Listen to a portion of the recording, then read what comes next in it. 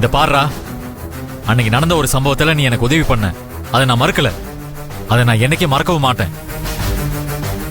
அதே சமயம் உன் உதவியை மட்டும் நம்பி நான் இல்ல. நாங்க நல்ல வசதியா தானே இருக்கோம். உன் கூட சேர்ந்து வேலை செய்யணும்னு எங்களுக்கு ஒன்றும் தலையெழுத்து இல்ல. நீ உன் வழியை பாரு, நாங்க எங்க வழியை பாத்துக்கிறோம். உன்ன மாதிரி நாங்க ஒன்னும் பிளாட்ஃபார்ம்ல எந்த அட்ரஸும் இல்லாம கடை வச்சு ஓட்டு வீட்டுல வாழல. நல்லா பெரிய வீட்டுல வசதியா தான் வாழ்ந்துகிட்டு இருக்கோம். நீங்க தான் ஒண்ணு இல்லாம கஷ்டத்துல இருக்கீங்க. உருப்படியா உடைச்சு உங்க வாழ்க்கையில மேல வர வழியை பாருங்க. அப்படி சொல்லுங்க மாப்ள. இப்பதான் நீங்க கரெக்டா பேசிருக்கீங்க. இவங்களுக்கெல்லாம் இப்படி சொன்னாதான் உரைக்கும். நல்ல மாட்டுக்கு ஒரு சூடு. இனிமே அண்ணன் நொண்ணன்ட்டு வீட்டு பக்கமா கடைக்க வர வேலை வச்சுக்காத.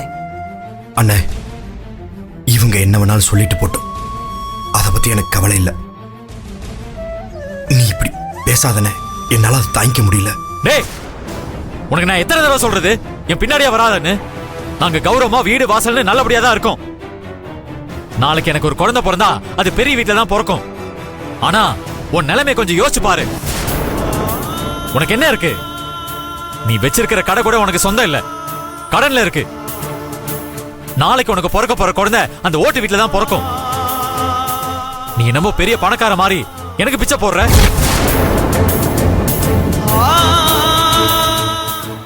நீ கொடுத்து நான் வாங்கி சாப்பிடுற நிலைமையில நான் இல்ல, அது புரிஞ்சுக்கோ.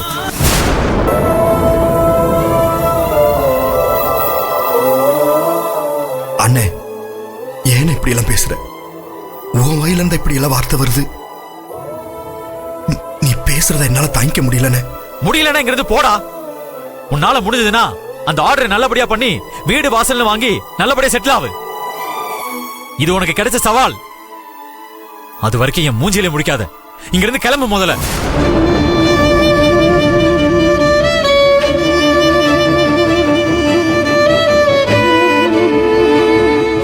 அதான் அவரே போன்னு சொல்லிட்டார்ல. இன்னும் எதுக்கு இங்கே நின்னுட்டு இருக்க? இனிமே தயவு செஞ்சு இந்த கடை பக்கமே வந்துடாத. ஏய், இவன் இனிமே கடை பக்கம் வந்தா கழுத்தை பிடிச்சி வெளியில தள்ளுங்க.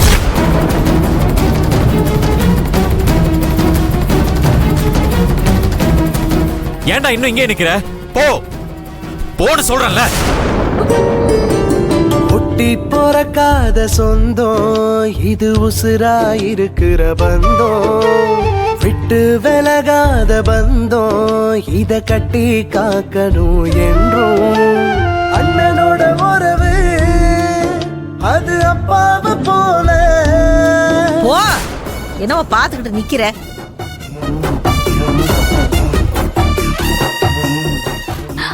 என்னங்க, இப்பதாங்க நான் சொல்றத நீங்க அப்படியே கேட்டிருக்கீங்க. இதே மாதிரி கடைசி வரைக்கும் வருங்க, உங்களை நான் எங்கேயோ கொண்டு போயிடுவேன்.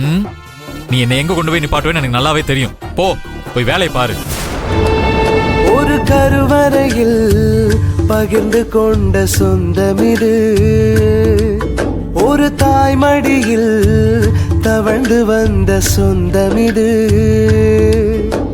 பிறந்து விட்டோம் பிரிவதற்கா, பிறந்த கடன் அழுவதற்கா, தானாடா விட்டாலும் தன் சதையாடிடுமே. அந்த உறவுதான் இன்று பிரியுதே, இன்று பிரியுதே.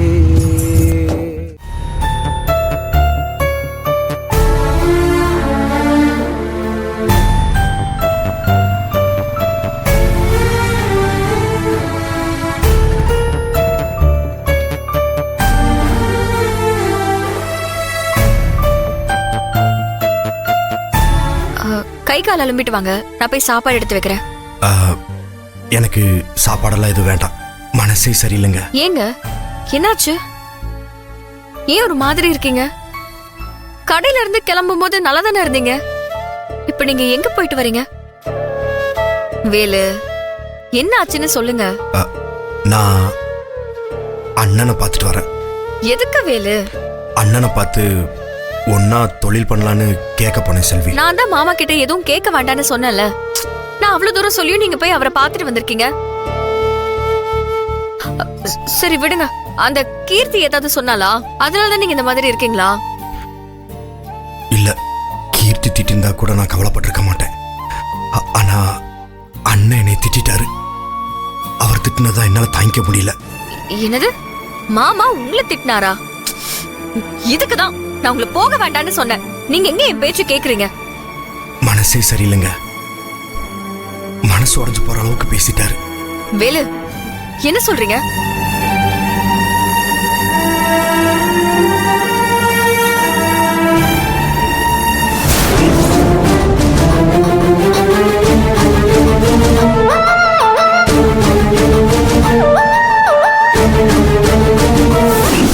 வேலு, மாமா நமக்கு நல்லது தானே சொல்லிருக்காரு. கோவமா பேசியிருந்தாலும் நாம நல்லா இருக்கணும்னு தான் அவரு பாக்குறாரு. இதுக்கு போய் ஏன் நீங்க உடைஞ்சு போறீங்க? அட என்னங்க நீங்க, சின்ன வயசுல இருந்து அண்ணன் இப்படி என்கிட்ட பேசினதுல நானே நொந்து போய் வந்திருக்கேன். கொஞ்சம் கூட புரிஞ்சுக்காம பேசிட்டு இருக்கீங்க. உங்ககிட்ட சொன்னாவது கொஞ்சம் ஆறுதலா இருக்குமேன்னு சொன்னேன். நீங்க இப்படி சொல்லுவீங்க நான் எதிர்பார்க்கல. ஐயோ வேலு, நீங்க எதுக்கும் கோவப்படாதீங்க. கோவத்துல நம்ம என்ன பேசுறோம்னு புரிஞ்சுக்காம பேசாதீங்க. ஆமா ஆமா, கோவமா தான் இருக்கேன். அண்ணன் பேசுனதை நினைச்சு நொந்து போன என்ன மேலும் மேலும் நீங்க கோவப்படுத்திக்கிட்டு தான் இருக்கீங்க. ஐயோ வேலு, நான் சொல்றத கொஞ்சம் காது கொடுத்து கேட்டுட்டு அதுக்கப்புறமா கோவப்படுங்க. இப்ப நீங்க கேட்க போறீங்களா இல்லையா? என்ன சொல்லுங்க.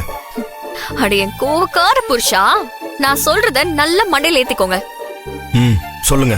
நீங்க போய் கேட்ட உடனே திரும்ப பேசின விதம் வேணா கோவமா இருக்கலாம். ஆனா அது நம்ம வாழ்க்கைய பக்குவப்படுறதுக்கும் முன்னேறி வர்றதுக்கு சொல்றதாதான் எனக்கு தோணுது. ஏங்க மறுபடியும் அதே சொல்லிட்டு இருக்காதீங்க. அண்ணன் எப்படி பேசினாரு நீங்க பாக்கல. பாத்திருந்தா நீங்க இப்படி எல்லாம் கேட்க மாட்டீங்க.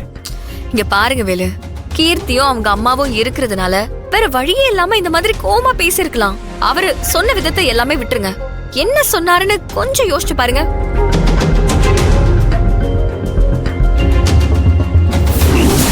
நாங்க கௌரவமா வீடு வாசல்னு நல்லபடியா தான் இருக்கோம். நாளைக்கு எனக்கு ஒரு குழந்தை பிறந்தா அது பெரிய வீட்டுல தான் பிறக்கும். ஆனா உன் நிலைமை கொஞ்சம் யோசிச்சு பாரு. உனக்கு என்ன இருக்கு? நீ வச்சிருக்கிற கடை கூட உனக்கு சொந்தம் இல்ல, கடன்ல இருக்கு. நாளைக்கு உனக்கு பிறக்க போற குழந்தை அந்த ஓட்டு வீட்டுல தான் பிறக்கும். ஆமா இல்ல, அப்படியும் இருக்கலாம்ல. இப்பதான் அது உங்களுக்கு தெரியுதா? நாங்க வீடு வாசல்னு வசதியா தான் இருக்கோம். நீயும் வழிய பாத்துட்டு போன்னு சொன்னதுக்கு என்ன அர்த்தம்? நாங்க நல்லா இருக்கோம், நீ தான் இன்னும் கஷ்டப்பட்டுட்டு இருக்க.